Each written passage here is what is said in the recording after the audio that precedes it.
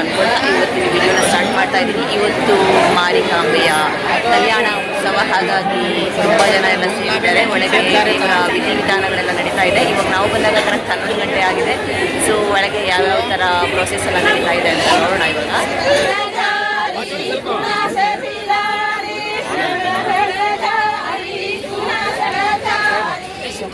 ಒಳಗೆ ಬಂದು ಫೋಟೋ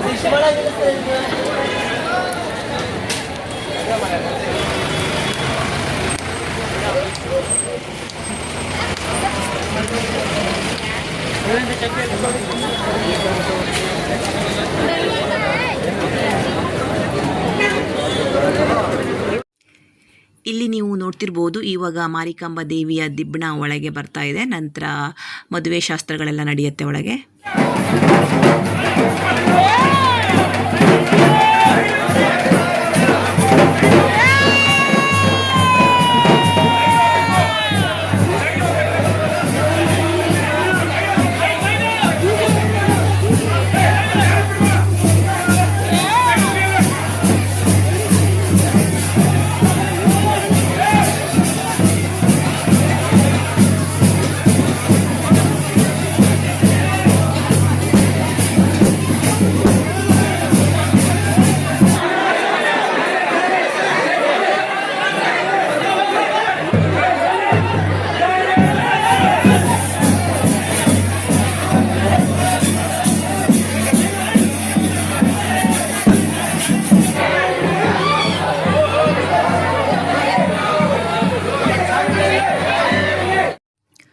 ಇವಾಗ ಒಳಗೆ ತಾಯಿಯ ಎಲ್ಲ ಶಾಸ್ತ್ರಗಳು ನಡೆಯುತ್ತೆ. ಅಂದರೆ ಬಳೆ ಹಾಕೋದಿರ್ಬೋದು, ಬಾಶಿಂಗ ಕಟ್ಟೋದು, ಹೂವಿನ ಮಾಲೆ ಹಾಕೋದು, ಮದುವೆಯಲ್ಲಿ ಏನೇನು ಮಾಡ್ತಾರಲ್ವ ಅದೆಲ್ಲ ಇವಾಗ ಒಂದೊಂದಾಗಿ ಮಾಡ್ತಾರೆ.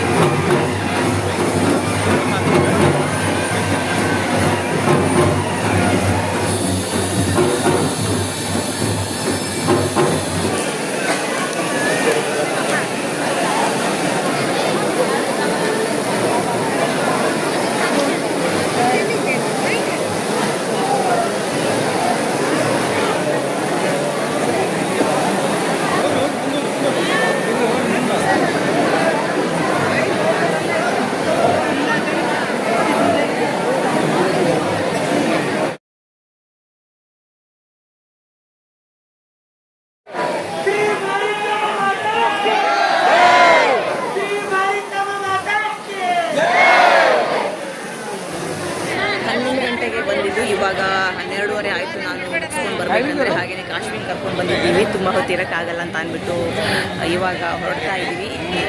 ನೋಡಿ ಎಷ್ಟೊಂದು ಜನ ಇಲ್ಲಿ ವೇಟ್ ಮಾಡ್ತಾ ಇದ್ದಾರೆ ಹೊರಗೆ. ಆದರೆ ನನಗಂತೂ ಒಳಗೆ ನಿಂತ್ಕೊಳ್ಳೋಕ್ಕೆ ಆಗಿಲ್ಲ, ಒಂಥರ ಸಫಿಕೇಶನ್ ಆಯಿತು. ಹಾಗಾಗಿ ನಾನು ಬಂದುಬಿಟ್ಟೆ ಹೊರಗೆ.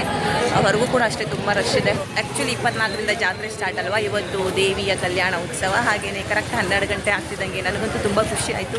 ಯಾಕಂದರೆ 25ಕ್ಕೆ ಮಹಾರಥೋತ್ಸವ ಇದೆಯಲ್ವಾ. ಸೊ ಇವತ್ತು ನಮ್ಮ ವೆಡ್ಡಿಂಗ್ ಆ್ಯನಿವರ್ಸರಿ ಇದೆ 25ಕ್ಕೆ, ಅಂದರೆ ನೆಕ್ಸ್ಟ್ ಡೇ ಆಗುತ್ತಲ್ಲ 12 ಗಂಟೆ ನಂತರ.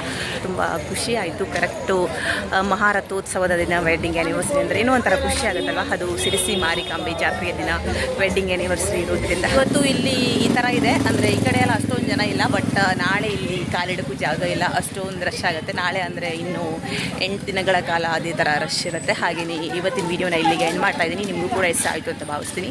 ಇಷ್ಟ ಆದರೆ ಪ್ಲೀಸ್ ಲೈಕ್ ಮಾಡಿ, ಶೇರ್ ಮಾಡಿ, ಕಮೆಂಟ್ ಮಾಡಿ, ಸಬ್ಸ್ಕ್ರೈಬ್ ಮಾಡೋದನ್ನ ಮರಿಬಿಡಿ. Thank you for watching. Take care, bye.